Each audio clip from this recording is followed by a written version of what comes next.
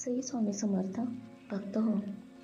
आज मी तुम्हाला एक कथा सांगणार आहे. तुटलेली माळ आणि 108 माणसं. श्री स्वामी समर्थांच्या भक्तांसाठी एक खूप मोठी हृदयस्पर्शी बोधकथा. ही कथा ऐकली की जीवन जगण्याचा दृष्टिकोन बदलेल. भक्त हो, एक राधा नावाची बाई होती. तिचं वय 45 वर्ष. नवरा वारला, 2 लहान मुले, घरात खायला नाही.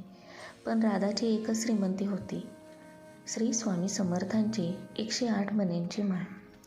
रोज पहाटे 4 वाजता उठून 108 वेळा नाम घ्यायची. मुले उपाशी असली तरी ती म्हणायची, स्वामी आहेत ना. एक दिवस खूप मोठं संकट आलं. मुलगी आजारी पडली. डॉक्टरांनी सांगितलं ऑपरेशनला 50,000 लागतील. राधाकडे 500 रुपये पण नव्हते. रात्री रडत रडत ती स्वामींची माळ घेऊन बसली आणि प्रार्थना केली, स्वामी एकतर पैसे द्या, नाहीतर मला घेऊन जा. रडता रडता तिच्या हातातून माळ तुटली. धडाम 108 मणी सगळीकडे पसरले. राधा आणखी रडली. आता माळ पण तुटली. स्वामी. दुसऱ्या दिवशी सकाळी राधा मणी गोळा करायला लागली आणि तेव्हाच चमत्कार सुरू झाला. पहिला मणी उचलला. दारावर दूधवाला आला.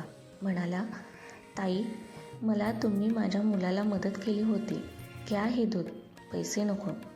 दुसरा मणी उचलला. शेजारी काकू आल्या, हातात भाजी. राधा, घे, आज माझ्याकडे जास्त झाले. तिसरा मणी उचलला.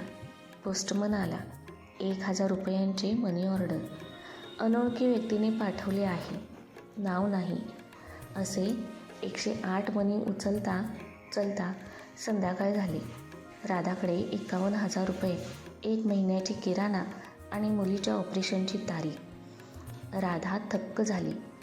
रात्री स्वप्नात स्वामी आले आणि म्हणाले, बाळा, तुझी माळ तुटली नाही. मी ती 108 भागात वाटली. कारण 108 मण्यांचे नाव 1 जणाने घेण्यापेक्षा 108 जणांनी 1 मण्यांची मदत करणे मोठे आहे. 3 वर्षांनी राधाची मुलगी बरी झाली. शाळेत पहिली आली. राधाने काय केले माहीत आहे? तिने आपल्या घरासमोर एक पाटी लावली, श्री स्वामी समर्थ अन्नदान केंद्र.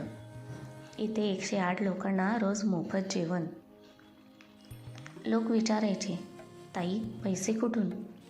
राधा हसायची आणि म्हणायची, माझी माळ तुटली होती, त्यातून 108 मणी निघाले आणि त्या 108 मण्यांनी मला 108 कुटुंबे दिली. एकदा एक श्रीमंत माणूस आला. 10 लाख देऊ केले. राधा म्हणाली, नको शेठ, मला स्वामींनी शिकवले, घेणारा मोठा नाही, देणारा मोठा. आणि देणारा जर तुटून दिला तर तोच स्वामी. 108 मण्यांचा खूप मोठा बोध. श्री स्वामी समर्थ काय म्हणतात, बाळांनो, तुम्ही जेव्हा रडता माझे सगळे तुटले, तेव्हा मी ते 100 तुकडे करतो आणि 100 लोकांच्या हातून तुमच्यापर्यंत पोहोचवतो. कारण माझे काम एकट्याने नाही, 100 हातांनी होते. भक्तांनी 7 खूप मोठ्या शिकवणी. पहिली, तुटणे म्हणजे शेवट नाही. माळ तुटली, संधी आली. नोकरी गेली, नवीन मार्ग उघडला. नातं तुटले, स्वामी जवळ आले. दुसरी, 108चा नियम.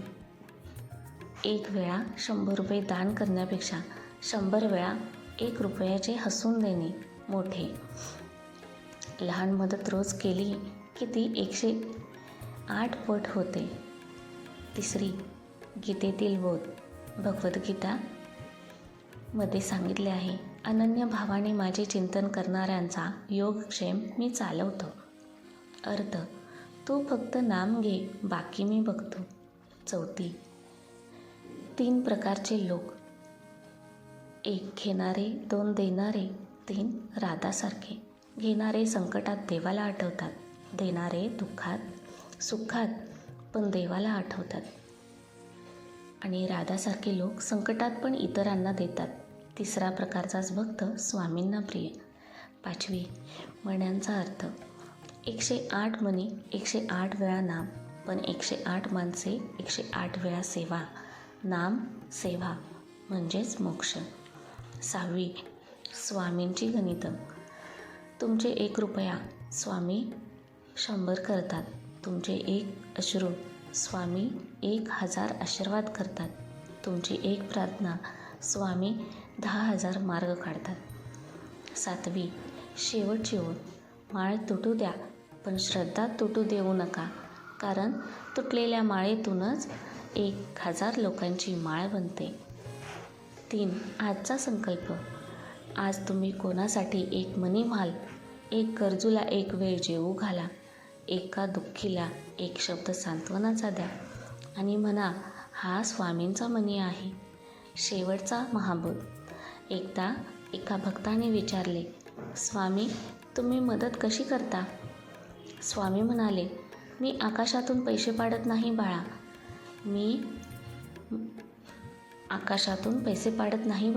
मी माणसांचे मन बदलतो आणि त्या माणसांच्या हातून तुझ्यापर्यंत मदत पोचवतो.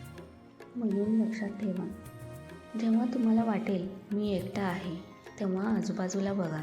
तुमच्या आयुष्यातील 108 मणी 108 माणसांच्या रूपात तुमच्या समोर उभे आहेत.